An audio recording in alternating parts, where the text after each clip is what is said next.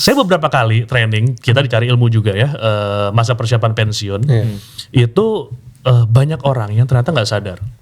Ketika mereka menjelang masa pensiun nih, dan sering kalinya mereka kan telat ya di training masa persiapan pensiun itu tinggal menjelang pensiun. Jadi 3-4 tahun menjelang pensiun. Padahal sebenarnya yang paling efektif adalah mempersiapkan masa pensiun ketika dia pertama kali kerja. Jadi kalau masih panjang, mumpung masih muda nih gitu kan, di bawah 30 tahun atau mungkin early 30s ya, masih ada 25 tahun lagi sampai 30 tahun lagi menjelang pensiun. Ini momen yang ditunggu-tunggu sebenarnya. Para orang-orang tua yang saya training masa persiapan pensiun. Tahu gitu dari umur 30 gua tambahin ya gitu.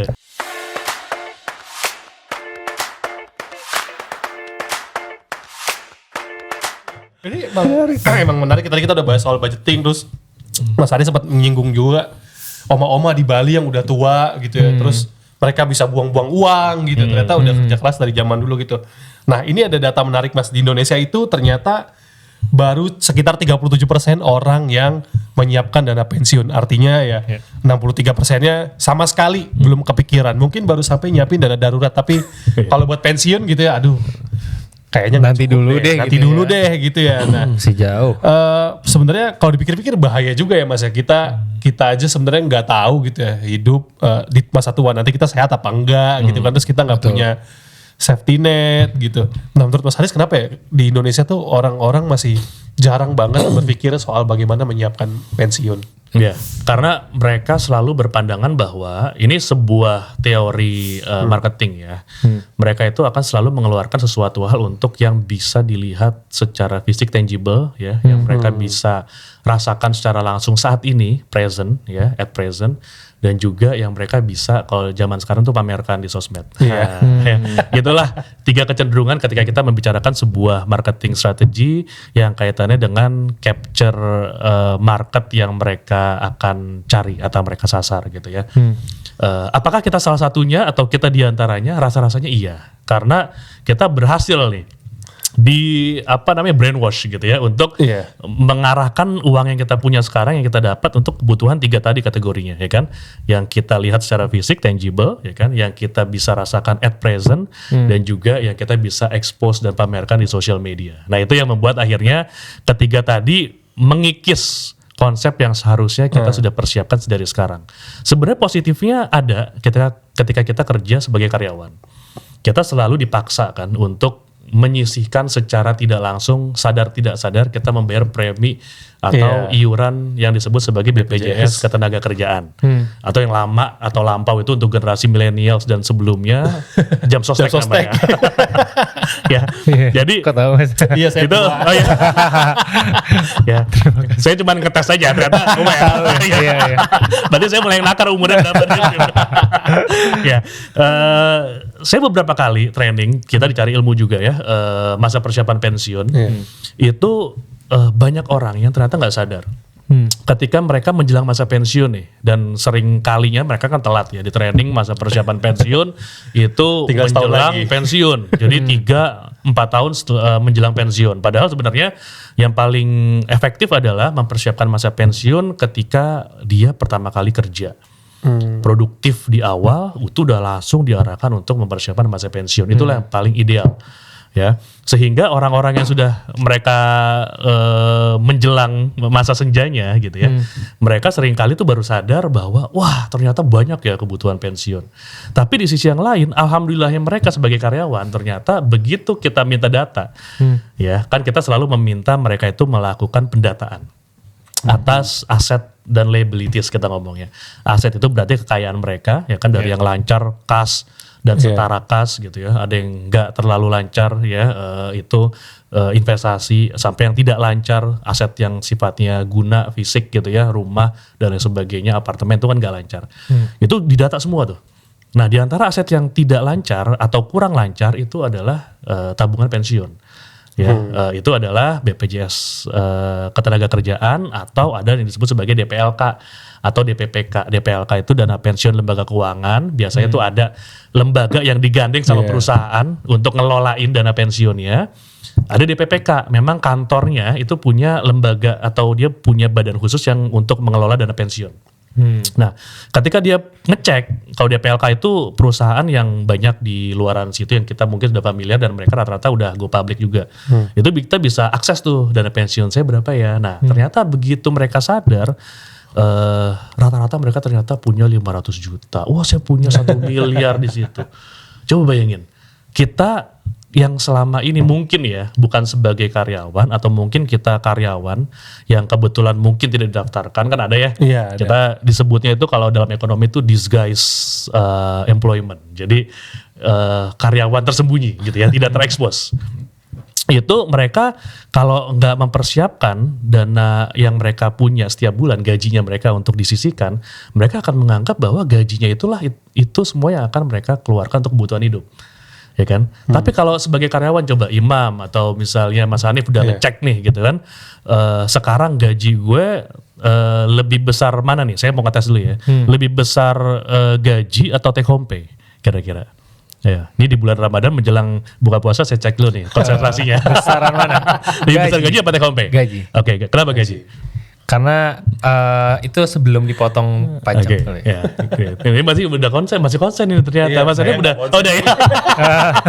Jadi gaji itu selalu lebih besar dari take home pay biasanya. Iya. Nah, kita selalu menganggap kita itu punya gaji itu ya take home pay. Take home pay. Ya kan? Karena saya punya gaji 5 juta, saya dapat yang 4,5, saya anggap 4,5 itulah gaji saya.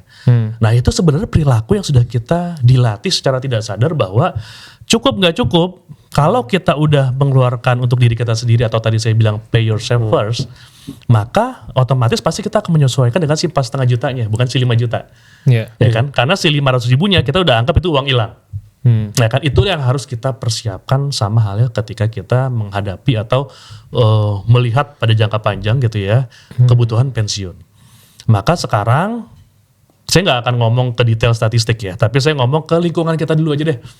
Mungkin Mas Ari punya ayah, punya ibu, punya om, punya tante, saudara ya yang udah pensiun. Iya. Ya, lihat deh seberapa jomplang atau di sisi yang lain seberapa mereka itu ujung-ujungnya menganggap bahwa ini balik lagi seperti kebudayaan di Indonesia ya secara garis besar dan mindsetnya mereka menganggap bahwa ketika gue udah pensiun ya udah anak gue nanggung gue gitu loh. Itulah cikal bakal akhirnya sekarang banyak sekali sandwich generation yang muncul di Indonesia karena mereka menganggap mereka hanya punya kewajiban untuk menghidupi dirinya dan keluarga sampai dengan masa pensiun. Setelah pensiun ya udahlah gantian anak gue yang hidupin gue gitu loh. Padahal di masa depan kita nggak akan pernah bisa tahu ya kebutuhan tuh sedemikian besarnya kayak apa. Kayak sekarang deh seberapa berat kita kalau misalnya sekarang kita ya walaupun mau nggak mau kita harus ikhlas membantu misalnya ternyata ada orang tua yang bergantung hidup sama kita tapi kita udah merasakan ya berat ya ternyata ya kita menanggung beban atas bawah gitu kan beban orang tua dan juga beban untuk keluarga kita sendiri berat ternyata ya kan bahkan saya lagi handling klien juga sekarang mungkin kalau nanti nonton podcastnya dia flight attendant junior saya gitu ya dia bisa sampai 2 digit handle kebutuhan keluarganya dia gitu ya. Itu yang membuat lumayan besar ya kebutuhannya. Ini lagi saya atur-atur plannya gitu ya. Nanti kayak saya present minggu depan atau pas podcast ini hadir lah mudah-mudahan dia pasti nonton nih udah. Wah ternyata bener ya gitu ya. Ternyata terencana ya dengan apa yang sudah dilakukan. Tapi sebegitunya loh. Kebutuhan itu menjadi sangat-sangat besar kalau memang kita tidak persiapkan sedari sekarang. Ya, itulah kenapa kalau kita lihat BPJS atau Jam Sostek itu secara statistik ya, itu hanya bisa menghidupi kita sampai dengan usia kurang lebih 63 tahun. Ya, jadi dana Jam Sostek kita nih kalau kita pakai kita buat kebutuhan hidup itu sampai usia Rasul aja harapannya udah. Jadi make sure 63 itu selesai hidup kalian gitu. Tapi kalau kalian berharap panjang umur, maka persiapannya harus lebih matang. Selain BPJS tadi, kita persiapkan dong alokasi dari mana sih bebas. Sekarang ada yang punya side job misalnya. Kan sekarang Gen Z itu kan kecenderungannya nggak suka pada strict satu kerjaan aja. Ya kan? Hustler mereka tuh. Iya, mereka tuh side hustlernya banyak gitu kan. Jadi mereka dapat dari misalnya fotografi ya weekend atau mereka bantu temennya ada WO misalnya. Nah dari situ nggak apa-apa. Mereka budgetin setiap bulan. Pokoknya setiap gue dapat dari luar side hustle-nya itu penghasilannya mereka arahkan untuk pensiun. Itu nggak apa-apa. Gitu karena mungkin gaji udah dipakai untuk kebutuhan bulanan gitu kan. Yang penting kita tahu budgetnya dari mana, alokasinya dari mana dan kita patuh ke situ. Ya karena semakin panjang jangka waktu persiapan akan sejalan ya, akan berbanding lurus dengan semakin kecilnya kebutuhan dana yang kita harus investasikan setiap bulan. Sama halnya ketika kita sudah mepet nih, semakin pendek jangka waktu kita menjelang pensiun, maka relevansinya adalah semakin besar kebutuhan yang kita akan persiapkan. Jadi kalau masih panjang, mumpung masih muda nih gitu kan, di bawah 30 tahun atau mungkin early 30s ya, masih ada 25 tahun lagi sampai 30 tahun lagi menjelang pensiun. Ini momen yang ditunggu-tunggu sebenarnya. Para orang-orang tua yang saya training masa persiapan pensiun, tahu gitu dari umur 30 gua tambahin ya gitu. Ya karena kalau enggak mereka sekarang ya udah banyak sekali mereka yang nggak kerja sampai selesai gitu kan. Ada istilahnya di perusahaan tuh ya pemutusan hubungan kerja dengan balutan golden handshake. Jadi ada ya diamplopin lah gitu ya. Saya di PHK tapi saya kasih sebuah paket gitu ya, sambil mereka di training tuh untuk wirausaha gitu kan, financial planning dan sebagainya. Tapi nggak banyak juga yang udah terlambat gitu loh. Nah sedari sekarang para Gen Z ini momen yang pas ya untuk kalian tuh mempersiapkan sedemikian rupa agar apa yang kalian dapat sekarang perlakukanlah seperti halnya kalian digaji yang kalian anggap itu ya saya dapatnya take home pay aja gitu lah. Boleh kok dari side hustle di luar, boleh ya kan, dari passive income yang didapat mungkin udah investasi di deposito misal yang sesimpel deposito ya dapat tiap bulan, itu yang saya puterin lagi buat investasi pensiun, boleh. Tinggal kita yang atur kira-kira dia mana gitu. Betul, berarti semuanya balik lagi ke mindset ya Mas Haris ya. Dan jangan mindsetnya itu YOLO. Jadi apa-apa langsung dibelanjakan, tidak ada planning ke depannya. Nah mungkin untuk Gen Z dan termasuk aku juga sih Mas Haris, aku juga masih belajar dalam mengatur keuangan. Apalagi aku masih belum berkeluarga. Kan kalau Mas Hanif dan Mas Haris kan juga sudah berkeluarga, udah ada banyak tanggungan. Oh belum. Mentang ditonton Gen Z gak mau ngaku. Gak mau disama-samain. Dikira bakal nggak dianulir. Tapi menarik sih Mas kalau misalkan tadi bahas terkait persiapan pensiun itu harus investasi sejak dini, untuk pengeluarannya yang konsumtif itu juga dibatasi dan sebagainya.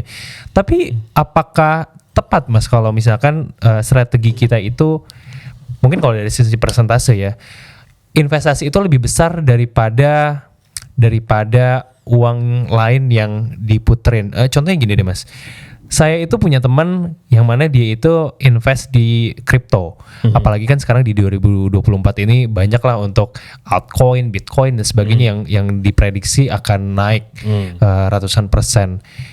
Lalu dia investasi dengan uang dia yang belum seberapa.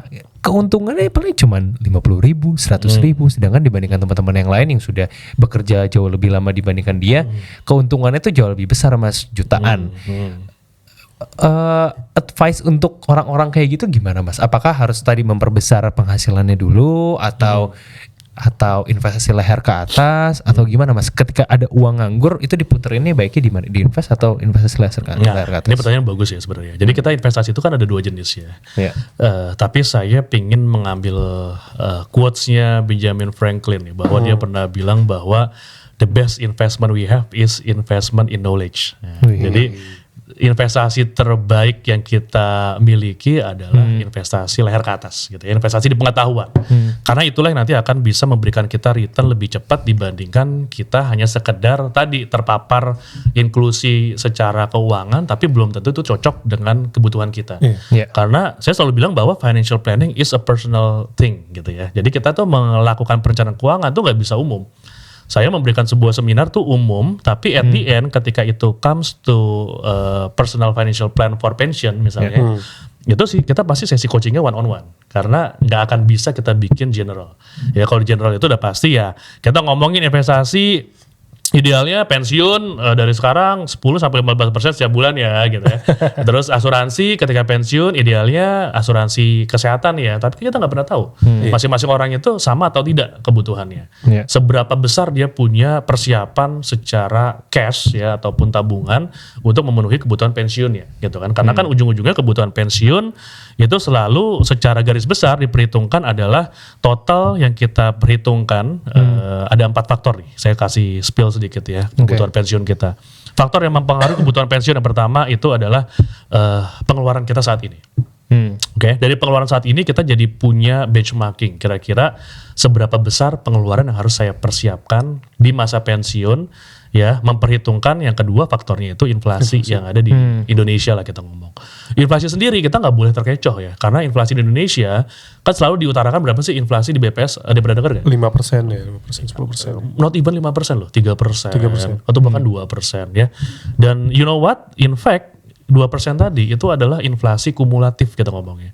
Oke. Ya, sedangkan kita ngomongin masa pensiun itu bukan inflasi kumulatif. Inflasi itu kalau kita breakdown ke IHK, indeks inflasi yang sifatnya itu konsumen, ya, indeks harga konsumen, itu akan di breakdown ada konsumsi, ada transportasi. Karena kalau general ada investasi buat konstruksi, alat berat segala macam, ya kan? Makanya itu hitungannya on average. Tapi kalau Imam lihat atau Hanif lihat, itu coba cek di data BPS IHK-nya, konsumsi itu bisa di atas 5-6% gitu loh.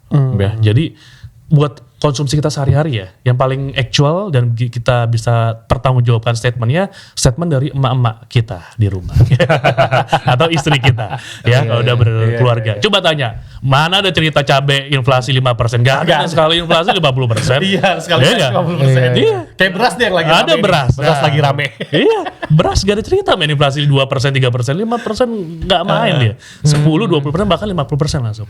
Oh, jadi yang biasa kita lihat tuh itu rata-ratanya Mas ya? Ini inflasi rata-rata gitu. Makanya dalam perencanaan keuangan yang pertama kita tahu cash flow kita secara pengeluaran, kedua faktor inflasinya yang kita biasanya itu patok di 10% minimal.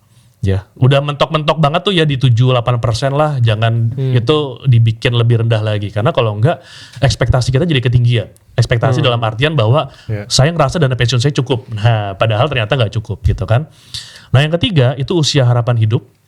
Ya, itu mempengaruhi faktor juga yang utama ketika kita mempersiapkan masa pensiun. Semakin kita berharap hidup kita umurnya panjang, semakin besar kebutuhan pensiunnya. Maka kalau saya kasih hitung-hitungan tuh di course yang kita adain misalnya untuk financial planning for pension, itu biasanya mereka saya bercandain gitu kan. Nah, Bapak Ibu inilah kebutuhan pensiun kalau Bapak Ibu harapan hidupnya sampai usia 75 tahun.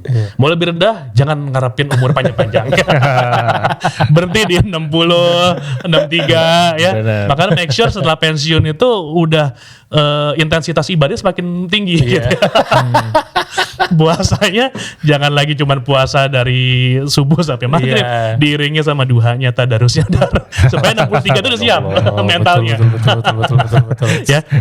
Itulah nanti faktor-faktor yang membuat akhirnya kita punya persiapan dalam hal kebutuhan dana pensiunnya. Dan yang terakhir tadi adalah tabungan pensiun kita berapa besar. Ya, ketika itu sudah ada, itu akan mengurangi otomatis kan berapa kebutuhan pensiun totalnya. So kalau kayak Imam atau kayak Mas Hanif lah, saya anggaplah umurnya nggak beda-beda jauh gitu. Cuman yang satu lebih siap aja nikah gitu kan, lebih nekat aja berumah tangga duluan gitu kan. Yang satu jauh ya.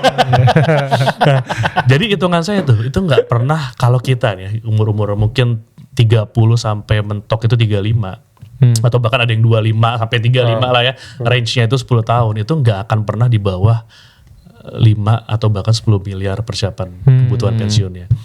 Ya, jadi kalau ada yang ngasih hitungan, oh kebutuhan pensiunnya cuma 2 miliar, itu udah pasti yuk kita berdebat masalah angka gitu ya. Karena mereka pasti nggak mempertimbangkan faktor tadi. Ya kan, cash flow kita sekarang untuk pengeluaran terutama, ya kan, asumsi inflasi yang mungkin dia pakai inflasi yang general tadi, sedangkan kita harusnya inflasi yang konsumtif gitu kan. Terus usia harapan hidup itu harus diperhitungkan gitu kan, sampai dengan nanti kira-kira tabungan yang sudah kita persiapkan dan harapannya itu bisa berkembang berapa persen di masa pensiun. Itu 4 faktor yang harus kita perhitungkan, baru kita ngomong masalah angka biasanya. Dan itu nggak pernah di bawah 2 digit miliar. Nah, kalau kita ngomong nanti ya kebutuhan 30 tahun lagi gitu. Tapi kan uang nanti gitu kan. Tapi kan memang harus kita persiapkan dari sekarang. Dan hitung-hitungan kita ternyata kalau untuk Gen Z itu coba tebak berapa untuk kebutuhan investasi yang mereka perlukan untuk memenuhi dan mencapai si puluhan miliar tadi. Ada yang bisa nebak gak kira-kira angkanya? Range-nya aja kira-kira berapa? Kayak kebutuhan konsumtif per bulan orang-orang sekarang kayaknya di sekitar 4 jutaan kali ya? Enggak, kalau misalnya investasi deh setiap bulan. Ada yang bisa nebak gak kira-kira? Untuk mencapai 10 miliar tadi, anggaplah kita patok di angka 10 miliar ya. di 30 atau 35 tahun lagi. Ada yang bisa nebak gak kira-kira? Range angkanya berapa sih? Saya nggak bisa ngitung lagi. Nah, tebak-tebakan aja. Karena saya tahu nggak mungkin bisa ngitung lagi menjelang buka puasa. Iya. Di angka berapa kira-kira Bang? Mungkin ini per bulan ya Mas? Iya per bulan misalnya. Misalkan kalau untuk Gen Z di 5 juta gitu Mas? Oke. Sebulan. Mas Hanif, berbulan ya untuk masa persiapan pensiun. Investnya berapa ya sebenarnya? Kayaknya 2 juta. Oke sih. Ya. Kayaknya. Kebutuhannya untuk anggaplah asumsinya 30 tahun ya persiapan pensiun sampai 35 tahun, angka pensiunnya 10 miliar. Asumsi return investasi ya kita ngomong itu di atas 10% ya karena kita bisa investasi jangka panjang itu kan biasanya di instrumen agresif ya di angka di atas 10 tuh 12 sampai 15% itu kebutuhannya nggak nyampe 1 juta loh sebulan. Kita bisa hitung-hitungan ya secara lebih detailnya nanti kalau memang diperlukan ya, tapi biasanya kita buka itu di course yang kita adakan gitu terutama untuk masa persiapan pensiun. Jadi semakin panjang jangka waktu itu semakin pendek ya semakin kecil kebutuhan kita untuk investasi. Benar. Semakin pendek ya orang udah 50 besar ya. orang udah 50 Karena tahun baru persiapin berkelipatan pensiun ya, Mas, ya? itu udah puluhan juta harus mempersiapkan setiap bulan. Nah itu yang saya sebut sebagai ini ada golden moment nih sebenarnya. Iya, Ya kan? iya. Selama 30 sampai 35 tahun kita mempersiapkan masa pensiun ratusan ribu, not even 1 juta gitu ya. Mungkin start dari 500 ribu, 750 ribu itu udah bisa memenuhi kebutuhan si 10 miliar tadi di masa yang akan datang. Gitu kan. Masa sih kita nggak nambah ketika gaji kita naik, Iya, harus nambah harusnya dong. nambah ya, Dari 700 ribu naik deh jadi 1 juta gitu. Kalau misalnya kita income-nya double sampai 10 juta. Nah itu akan lebih cepat lagi tuh perputarannya sehingga kebutuhan pensiun tadi insya Allah bisa kita capai di masa pensiun. Iya, seingat aku nabungnya 3 jutaan sih Mas. Kayaknya aku 15 M kayaknya dapat. Ntar Iya aku- sih bisa lah. Tapi 3 jutaan belum ditanyain range berapa lama setahun ya. Dalam setahun 3 juta. Bukan per bulan ya. Dalam sebulan. Aduh. Tapi Mas menarik tadi kalau misalnya kita bahas tadi kan terkait karyawan yang menerima gaji bulanan. Nah, bagaimana kalau misalkan Iya. kita itu sebagai pengusaha Mas? Apakah bisa menerapkan dengan sistem atau skema yang sama? Karena kan pengusaha itu yang seperti kita tahu penghasilannya juga tidak tetap ya Mas. Iya, iya. Ada yang besar, besok kecil, 2 kali lipat di bulan berikutnya. Iya. Itu gimana cara ngaturnya Mas? Nah betul. Nah untuk wira swasta ya atau pengusaha, kita bisa ngomong dari yang skala mikro atau middle ke bawah gitu ya, menengah ke bawah atau kecil menengah sampai dengan yang kalau yang tinggi udahlah mereka mungkin udah bisa mengatur gitu ya cash flow-nya. Tapi kita ngomong yang mikro sampai yang kecil menengah ya wira swasta. Otomatis kan income yang mereka dapat itu kan nggak pasti ya. Nggak pasti itu ya bisa jadi nih kayak momen-momen lebaran gini nih. Iya. Itu momen yang dibenci sama mereka sebenarnya. Aduh, kenapa liburan lama banget gitu kan. Iya, Terus iya, kenapa ternyata dia harus banyak banget keluarin THR gitu dan lain sebagainya. Yang perlu dilakukan adalah yang pertama, mereka harus punya perhitungan base-nya. Penghasilan mereka itu seberapa besar ya.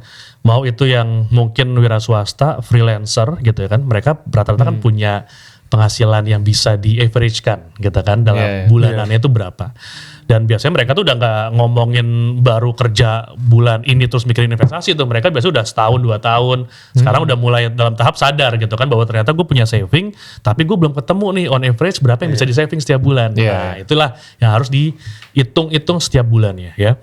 Saya jadi karyawan pernah ya, jadi pengusaha ataupun wira swasta pernah, seperti sekarang nggak punya gaji tetap gitu ya. Yang saya lakukan adalah saya memperhitungkan secara on average-nya. Jadi saya punya income, percaya atau enggak saya tuh data loh. Kan income saya tuh kan nggak pernah di satu tanggal yang sama ya. Saya punya income di awal bulan berapa kali. Saya punya project yang keluar di minggu keberapa gitu. Saya rekap tuh setiap bulan. Dan ternyata dari average yang saya punya gitu kan, saya bisa saving, anggaplah misal si 15%-nya tadi di angka 3 juta setiap bulan. Ya udah itu yang harus saya saving. Ada atau enggak ada tiap bulan ya penghasilannya ups and downs-nya itu 3 juta harusnya bisa saya saving karena saya udah hitung average-nya. Bisa pertama kayak gitu karena saya udah punya saving di tabungan juga. Atau yang kedua, dia benar-benar memperhitungkan si 15% tadi. Jadi misalnya saya punya income bulan ini 5 juta, bulan depan 10 juta. Bahkan dari 5 juta tadi saya harus saving berapa kira-kira 15%-nya? Waduh, tes lagi. Aduh, puasa Mas. 750 ribu ya. 750 ribunya saya saving ketika saya dapat 5 juta. Ketika saya dapat 10 juta maka berapa? Berapa ya? 100,5 jutanya. Setengah juta. Baru mau jawab. 15%. Gitu. Ternyata seru ya mengenai seorang mau menjelang buka puasa hitung-hitungan. Pada lagi migrain lagi. Suruh hitung. Jadi itu. Jadi kita memperhitungkan based on percentage, either on average income kita gitu kan, percentage-nya, atau memang percentage dari income bulanan yang kita dapat ya, pas lagi ups and downs-nya juga gitu. Yang penting jangan pernah berhenti untuk stop investasi secara reguler gitu ya, karena investasi yang terbaik ternyata saya pernah punya klien, saya spill sedikit ya di sini, bahwa dia tuh punya investasi di reksadana. Keren ya, saya tahun berapa ya, mungkin 5 tahunan lalu lah, ketika reksadana tuh masih happening banget gitu ya. Itu sampai lebih dari 20 reksadana, bayangin. Banyak banget produknya gitu ya. Terus saya analisa satu-satu, ternyata ketika dia investasi di reksadana tersebut, karena 20 kan banyak tuh ya, dia investasi tuh bulan ini gue ke investasi reksadana A, bulan depan gue ke reksadana B. At the end dia itu investasi jadi nggak rutin kesannya, tau nggak? Karena reksadananya kesebar ke banyak reksadana gitu kan, bisa jadi malah setahun sekali, 3 bulan sekali gitu kan, karena reksadana itu banyak. Nah, apa yang membuat itu tidak maksimal? Pas saya hitung-hitung, kalau dia fokus saja ke 3 produk maksimal, dia tuh punya return yang bisa diekspektasikan lebih besar 400 juta pada saat itu dibanding mereka atau dia itu investasi di banyak reksadana atau produk. Nah, lesson learn-nya adalah investasi fokus di beberapa produk saja dan regular di situ, gitu ya. Jadi fokus di beberapa produk yang kita tidak lompat-lompat gitu loh. Kalau kita nabung emas, make sure setiap bulan kita nabung emas. Ya kan sekarang ada produk ya, kita nggak perlu sebut namanya gitu ya, dari yang pemerintahan sampai yang swasta ada, ya kan. Kalau kita masuk ke reksadana, make sure setiap bulan kita juga masuk ke situ, gitu ya. Dan kita tentu perlu review gitu kan, karena reksadana itu perlu kita review, either setahun sekali, 2 tahun sekali, apakah masih pas. Kalau enggak ya kita pindahin reksadana dan lain sebagainya. Tapi setidaknya kita nggak lompat-lompat gitu loh. Saya bulan ini masuk reksadana A, bulan depan reksadana J gitu ya, bulan depan lagi reksadana yang F, sehingga jadi nggak reguler investasinya. Itu yang membuat akhirnya kunci kita untuk bisa semakin cepat ya mengakumulasikan kekayaan adalah fokus ke investasi yang kita fokuskan, yang kita sudah expert, yang kita sudah yakin saya tuh tahu investasi di situ seperti apa. Caranya dengan apa? Ya tadi investasi layar ke atas dong, ya enggak? Keluar duit berapa sih sekarang, training online udah murah ya? Murah-murah. Apalagi kalau teman-teman di sini udah ikut training dari prakerja, ya enggak? Udah masuk ke cari ilmu, ya kan? Udah tinggal beli pelatihan yang memang difokuskan untuk financial planning, untuk menjadi konsultan ataupun pebisnis apa gitu, yang nanti bisa diputerin dananya. Itu yang membuat akhirnya ujung-ujungnya itu bisa dilakukan secara real gitu lah, ya kan, nggak hanya di awang-awang nih, kita udah tahu harus kemana fokusnya. Nah, itu yang nanti akan bisa lebih cepat nih Bang, untuk bisa mengejar kebutuhan pensiun kita. Tapi kalau tadi berbicara investasi layar ke atas, kalau untuk yang selain itu instrumen apa ya Mas yang kira-kira cocok, tepat untuk bisa mempersiapkan masa pensiun kita? Nah, Gen Z sebenarnya ini ada sebuah fenomena baru ya. Ada yang disebut sebagai soft saving. Nah, ini fenomena cara mereka untuk bisa saving ketika kondisi mereka yang saat ini tergolong Gen Z ya kategorinya.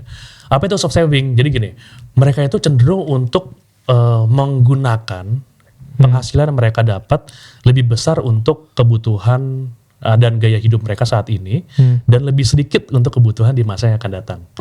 Nah, makanya ada istilah soft saving. Jadi mereka itu nabungnya tuh soft banget.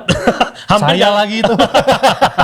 hampir tidak terdengar gitu ya. Kalau kita dulu nyelengen tuh, kling gitu, hampir gak kedengar karena soft banget gitu loh. Nah, itu istilahnya soft saving itu mereka sedikit sekali untuk masa depan dan lebih banyak untuk saat ini. Nah, itu yang membuat Gen Z sekarang kalau mau di pelan-pelan mindsetnya itu dirubah, actionnya itu diperbanyak.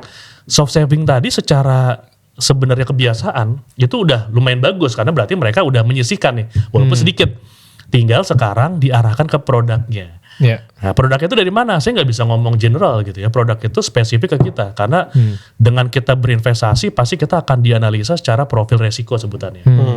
Profil resiko Mas Hanif bisa jadi berbeda dengan Imam, Betul. bisa jadi berbeda dengan saya, gitu kan. Biasanya yang lebih tua akan lebih Beresiko. konservatif, Iya. Nggak, lebih konservatif, Lebih konservatif, ya. Jadi lebih takutan. Iya, Imam iya, yang lebih benar. muda nih biasanya lebih agresif. Betul, gitu. betul. Iya, karena Jadi- aku belum punya tanggung jawab apa-apa. Jadi iya. duit gue hilang istilahnya bodo amat. Makanya tadi teman-teman Imam tuh ngomongnya udah Gen Z yang kripto kan mainnya Iya, kan. iya, Wah, Iya, anak kripto high risk banget. banget. High risk Iya. itu. High risk gitu loh. High risk ya belum tentu juga mereka paham sebenarnya. Tapi mereka tuh udah lebih agresif, udah lebih ngerti gitu. Setidaknya oke, gue masuk ke situ hilang ya udah gitu kan. Kalau kayak Mas Hanif kan hilang istrinya ngomel-ngomel ya. Ngamuk dong. Lu gimana sih masuk ke sini nggak mentingin keluarga gitu ya. Gitu kan. Nah itu yang membuat akhirnya sekarang beda nih. Beda-beda orang pasti akan Iya. beda pendekatan. Beda pendekatan, beda preferensi biasanya kan. Preferensinya beda otomatis ya kita juga punya kebutuhannya berbeda-beda. Imam nanti akan ikut course untuk bisa investasi di kripto. Pasti carinya investasinya agresif, ya enggak? Kalau mungkin Mas Hanif gimana caranya mempersiapkan pensiun dengan investasi yang lebih konservatif misalnya, Iya, kan? bener. Jadi konservatif itu mungkin masuknya kayak emas, Iya, produk-produk seperti saham itu masih konservatif kan maksudnya. Kalau yang baru kan udah sahamnya udah yang berbeda dia masuknya gitu loh. Jenisnya udah mainnya trading. Mungkin udah masuknya sekarang Mas Hanif itu udah lebih ke yang konservatif itu ya investasi saham bulanan, sahamnya masuk yang ke blue chip gitu kan. Teknikalnya lebih yang ke fundamental gitu. Kalau Imam mungkin udah yang teknikal, udah mainnya udah candlestick segala macam. Itu kan anak-anak muda biasanya. Itu yang membuat akhirnya perbedaannya tadi akan menentukan seberapa sukses kita. Tapi intinya tidak ada yang salah dua-duanya karena profil resiko itu nggak ada yang salah sebenarnya. Profil resiko itu bawaan diri kita. Profil resiko itu gimana kita dilatih sedari kecil, lingkungan kita membawa kita kepada profil resiko yang seperti sekarang. Tapi bukan berarti itu saklek gitu ya. Jadi kalau Imam sekarang agresif, bisa jadi karena 1-2 kali mengalami kerugian misal, maka akan jadi lebih hati-hati.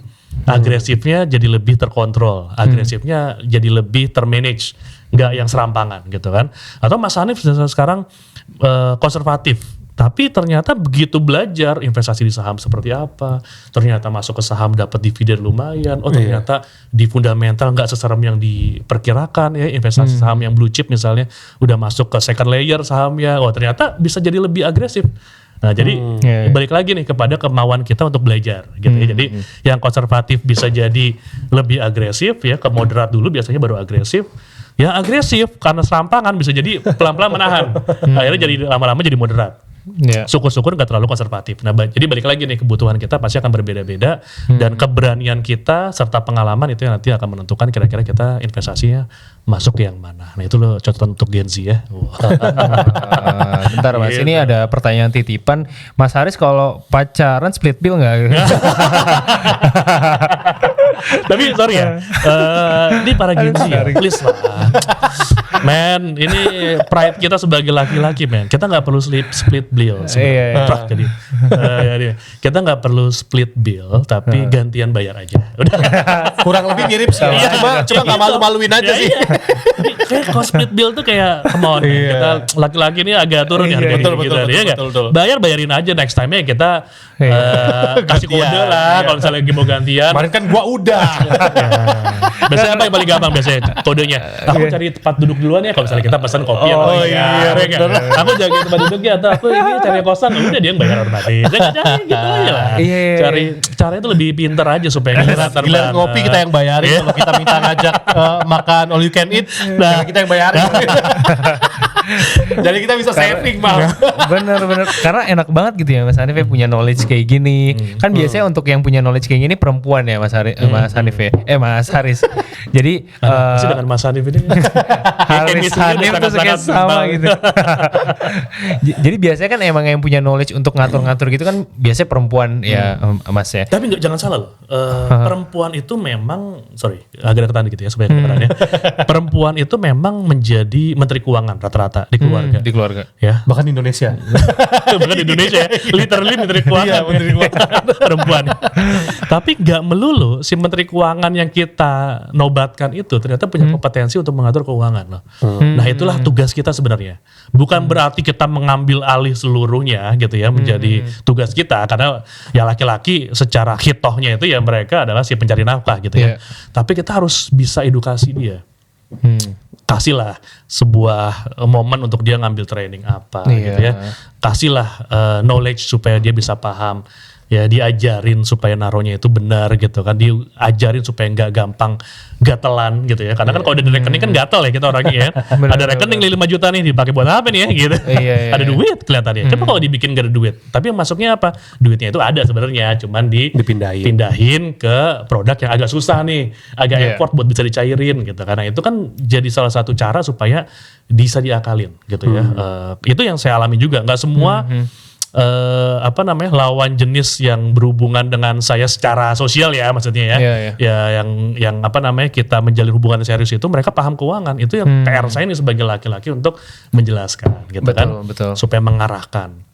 Agar kedepannya kita punya visi misi yang sama. Dan gak jarang loh ketika mereka ternyata, aduh gue gak sanggup, udah deh kamu yang ngatur. Nah kita aja di ujung-ujungnya yang punya. Nah itu cara yang bagus supaya kita bisa take over keuangan itu bukan dari kita yang minta gitu ya. Tapi kita bebankan aja kepada perempuan gitu. Tapi ujung-ujungnya pusingnya itu kamu aja yang ngatur. Kita nanti dikasih gitu. Gini ya. Jadi para lelaki milenial ya Gen Z mau mengambil alih keuangan keluarga caranya begitu ya. Tapi bukan tips untuk para milenial sih yang udah pada mulai nikah. Yang sudah berkeluarga. Ini adalah cara untuk mengkudeta. Jadi gak dijatahin kan? Jadi kita yang menjatahi jadinya. Betul. Atau tadi supportnya kita kasih kuota untuk nonton podcast Nyalakan. Udah gitu kan. Jadi lumayan nih dapat insight soal ngatur keuangan. Kira-kira insight buat kudeta.